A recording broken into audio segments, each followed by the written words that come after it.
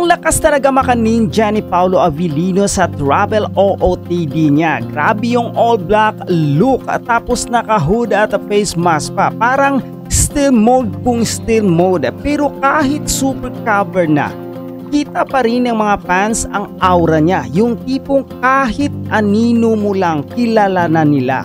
Ang cute din ng dynamic nila ni Kim Chiu. Parang chill lang sila sa lahat ng issue. Halata namang sanay na sila sa mga haka-haka ng mga netizen, lalo na't ang dami talagang Kim Pao fans na all out support. Ang sweet din ng fans, nag-effort pa sa vlog screening sa Baguio tapos hinatid pa sila sa airport. Nakakatuwa kasi kahit busy sina Kim at Paolo, hindi nila nakakalimutan ang fans. Game na game sa photo at a selfie pa. So mga kachika, ilang araw din natin hindi nakita ang Kim Pao, di ba? Kumbaga wala silang paramdam, hindi tayo nasanay na wala silang paayuda everyday, di ba? Actually, it's been 3 days yata, di ba? Monday, Tuesday, Wednesday, wala silang exposure, wala silang any post, di ba? Sa kanilang mga social media accounts. Totally wala. Siyempre except yan mga kachika doon sa ginawang surprise visit ng Dreamscape bosses kay Kimi. Okay, para batiin siya ng happy birthday. And actually mga chika, Wednesday din namataan natin si Kimi na may bisita sa mga black screening ng mag-isa. Actually mga chika, isa sa mga binisita niya ay yung Tanduay black screening. Tsaka yung ibang mga black screening pa nung iba sa kanilang mga Kim Pao fans. Ngayon mga chika, ang daming spekulasyon kasi yung last time nga na naispatan si Paolo Avellino, di ba? Nakita natin sa video. Parang matamlay siya. Okay, and then the next day nung si Kimi lang mag-isa, yung bumibisita sa mga black screening, parang kinumpirma na mga kachika na talagang Paolo Avellino is not feeling well. Pero mga kachika, kagabi lang, okay, mukhang medyo nakarecover na si Paolo dahil spotted ang ating mga iniidolo na nasa Manila International Auto Show sa World Trade Center. So mga kachika, talagang kasama sila dyan. Of course, to represent the Hyundai brand. So mga chika, as we all know, Kim Chiu and Paolo Avellino are the brand ambassadors of Hyundai. Kaya expected lang mga kachika na talagang pupunta sila niyan. If you could still recall mga kachika, nung nakaraang Hyundai Auto Show, spotted din ang Kim Pao, di ba? Yun nga yung araw na matchy-matchy rin sila ng outfit. So mga chika, kagabi nangyari ulit yan. Matchy-matchy ulit ang mag-usawak ito, and they are wearing black. Okay, parang all black mga kachika na attire, and marami yung nagsasabi mga kachika na parang mga action star itong dalawang to. So mga kachika, nakakatuwa kasi bihira natin makita si Kim Chiu tsaka si Paolo Avellino na nakasuot ng ganyan diba? Yung mga suot nila laging makukulay. Okay, kagabi mga chika parang leather outfit. Tapos parang talagang pang action star Okay, kaya ang dami kong nababasa sa comment section na tila signs na ito na baka yung next project ni Kimi tsaka ni Paolo ay more on action. Okay, naalala niyo di ba nung nakaraang interview ni Paolo, wini-wish niya na sana ay mabigyan sila ng project na more on action and comedy, di ba? Action and romance. So mga kachika, baka nagpaparamdam na sila dyan sa couple attire nila kagabi. Actually, just to share with you mga kachika, I also watched this short clip kung saan tila nagbibiroan pa si Kim Chiu tsaka si Paolo Avellino sa mga suot nilang attire. Okay? Kasi etong si Kimi, kinompliment niya si Paolo. Okay? Doon sa mala action star nga na datingan niya, di ba? Kumbaga leather jacket and then naka-shades. And then si Paolo naman mga chika, in return, sinabi niya kay Kimi na tila ginagaya siya. Ating Chinita Princess. It's always great to see you once again. I've seen you a few days ago, but it's what a better place to see you but here at the Hyundai Pavilion. Yes, alam mo yan. Wow, you look amazing.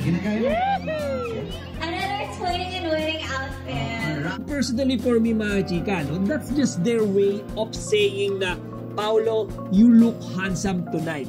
Okay, habang si Paolo naman, mga chika, Kimi, you look wonderful on your attire. Diba? So medyo ginawa lang nilang biro, mga chika, para pakiligin lahat ng mga Kim Pao fans doon sa World Trade Center. So if you look closely, mga chika, doon sa mga videos and pictures sa event na yan, particularly to Paolo, mapapansin nyo, mga kachika, na medyo matamlay pa siya. Okay, napansin ko yung mata niya medyo malamlam pa. Medyo mapumay, mga kachika, compare doon sa karaniwang mga mata niya. So maybe, mga kachika, totoo nga, no? Yung chismis, yung bulong-bulungan sa social media that Paolo got sick. Okay, siguro dahil nga sa sunod-sunod, di ba, ng mga promo tours nila, mga visits sa black screening, di ba, sa mga party na inatinan, sa mga pagtulog nila ng date, di ba, almost every day, siguro, mga kachika, talagang sumuko si Paolo. Di ba, si Kimi, mga kachika, hindi ko ina-expect na magkakasakit siya dahil batak siya.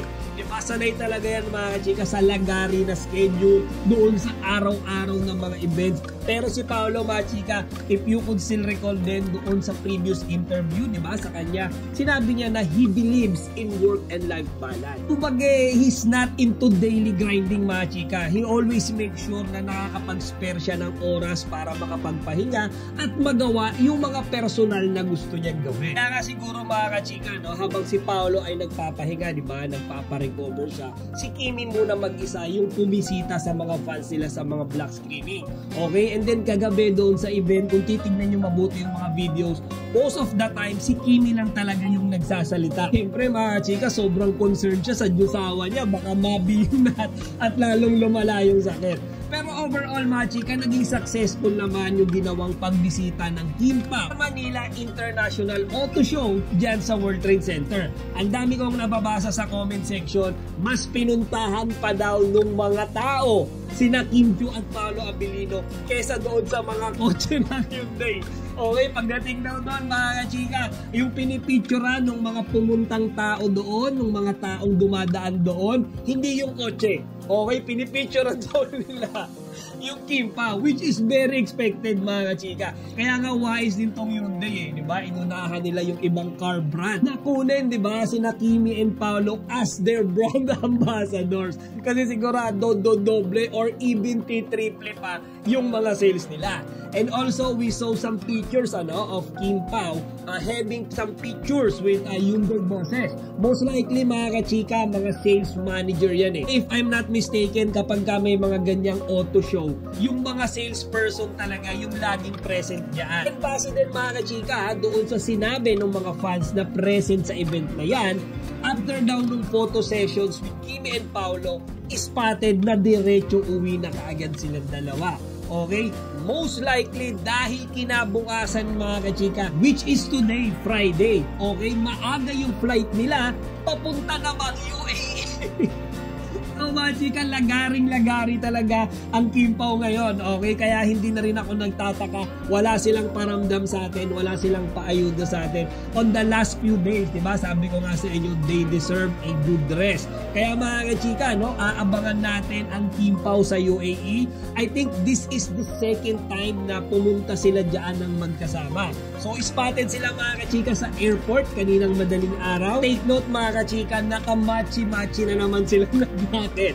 Okay? Upon looking closely at the pictures, mukhang ini-interview sila that time. So, we didn't show any video, mga kachika, no? Nung ginawang interview sa kanila dyan. Pero what important is, sabay silang dumating sa airport. That's why sabay silang babiyahe papuntang UAE. So, mga chika, matagal-tagal na biyahe din yan. Sigurado, magbabanding na naman silang dalawa sa aeroplano. Okay, and then nakita ko si Paolo sa pictures. He looks a lot better. Okay, compared doon sa Hyundai event, dito sa mga pictures nila sa airport kanina, mga chika, nakasmile na siya.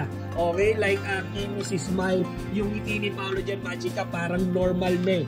Diba? Compared doon sa mga nakaraang araw. Actually, may nakita pa nga akong isang picture dyan, mga kachika, na tila titig na kay Kimi. Okay, feeling ko nga, mga kachika, ito, personal ko lang to. Feeling ko, yung talagang gamot ni Paolo, sa kanyang sakit, diba? Kung ano man yun. Hindi yung mga iniinom niyang tablets, capsules, at kung ano-ano pang mga gamot. Okay, feeling ko yung talagang gamot ni Paolo, si Kimi.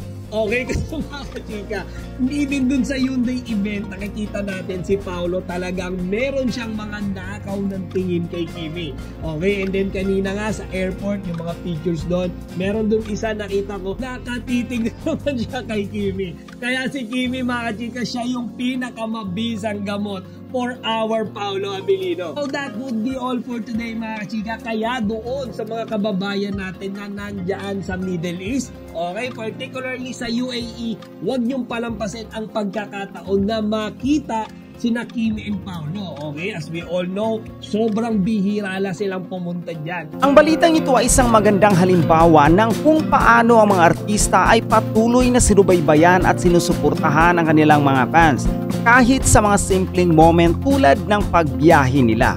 Narito ang ilang puntos na masasabi ko. Una, effort ni Paolo Abilino na mag-face mask at mag-hoodie. Kahit medyo nakakatuwang tingnan para sa ilan na parang ninja na siya, may dahilan pala hindi pa siya masyadong magaling at gusto niyang iwasan ang makahawa. Responsable at truthful move, lalo na para protektahan si Kim Chiu. Plus, consistent daw talaga siya sa ganyang look tuwing magta-travel, so parang brand na niya ito. Pangalawa, reaksyon ng mga netizen. As usual, mixed reaction, pero ang nakakatuwa, mas marami ang nakakaintindi at pumilip pa nga sa pagiging consistent at low-key ni Paolo. Yung mga fans na nalusaw palalo, patunay na kahit covered na mukha, may charm pa rin ang isang Paolo Abilino. Pangatlo, support ng Kim Pao fans. Ang ganda ng energy ng fandom nila. Di lang sila basta fans kundi solid supporters.